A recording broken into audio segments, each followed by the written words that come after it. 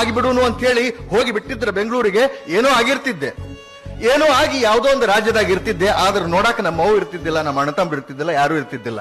ಆದ್ರೆ ನಮ್ಮ ಅವ್ವನ್ ಜೀವಂತ ಇಟ್ಕೊಂಡು ಇವತ್ತ ನಮ್ಮ ಅವ್ವನ್ನ ನನ್ನ ಮನೆಯೊಳಗೆ ಇಟ್ಕೊಂಡು ಪ್ರತಿಯೊಂದನ್ನು ದಿನಾಲು ಹೊರಗೆ ಬರೋ ಮುಂದೆ ನಾ ಹೋಗಿ ಬರ್ಲೆ ಅಂತ ಹೇಳ್ತೀನಿ. ಅಂದ್ರ ನಾನು ಕೋಟ್ ಹೆಂಗೈತ್ ನೋಡ್ಬೆ ಅಂತ ತೋರಿಸಿ ಬರ್ತೀನಿ ಆಕಿಗೆ. ದಿನಾವನ್ನ ಮನೆ ಕೋಟು ಖುಷಿ, ತಾಯಿಗೆ ಖುಷಿ. ಅವ್ರನ್ನೆಲ್ಲ ಜೀವಂತಿಟ್ಟು ನಾನು ಆದೆ. ಅದಕ್ಕ ಆ ಟೈಮ್ನೊಳಗೆ ಬಹಳ ಕಷ್ಟ ಬಂದು ಕಾನ್ಸಂಟ್ರೇಟ್ ಮಾಡಿ ಓದಕ್ಕಾಗ್ಲಿಲ್ಲ. ಡಿಪ್ರೆಷನ್ಗೆ ಹೋಗಿದ್ದೆ, ಆಲ್ಮೋಸ್ಟ್ ಡಿಪ್ರೆಷನ್ಗೆ ಹೋಗಿದ್ದೆ. ಇನ್ನೇನು ಸೈಕಿಯಾಟ್ರಿಸ್ಟ್ ಕಡೆಗೆ ಟ್ರೀಟ್ಮೆಂಟ್ ತಗೊಳ್ಬೇಕು, ಅಷ್ಟು ಡಿಪ್ರೆಷನ್ಗೆ ಹೋದವ. ಮತ್ತು ಮೇನ್ ಸ್ಟ್ರೀಮಿಗೆ ಬಂದು ಅಭ್ಯಾಸ ಮಾಡಿ KS ನೊಳಗ ಚಲೋ ರ್ಯಾಂಕ್ ಬಂತು. ಚಲೋ ರ್ಯಾಂಕ್ ಬಂದು ಚಲೋ ಮಾರ್ಕ್ಸ್ ಬಂದು AC ಆದ್ರೇನು ಅದೇನು ಕೇಡಾಗುದಿಲ್ಲ, ಮುಂದೊಂದ್ ದಿವಸ IAS ಆಗ್ಬಹುದು ಅಂತ ಹೇಳಿ 28 ವರ್ಷ ಸರ್ವಿಸ್ ಸಿಕ್ಕ್ರ. 12 ವರ್ಷ KS, 16 ವರ್ಷ IAS ಸರ್ವಿಸ್ ಸಿಕ್ಕತ್ ನಮಗ.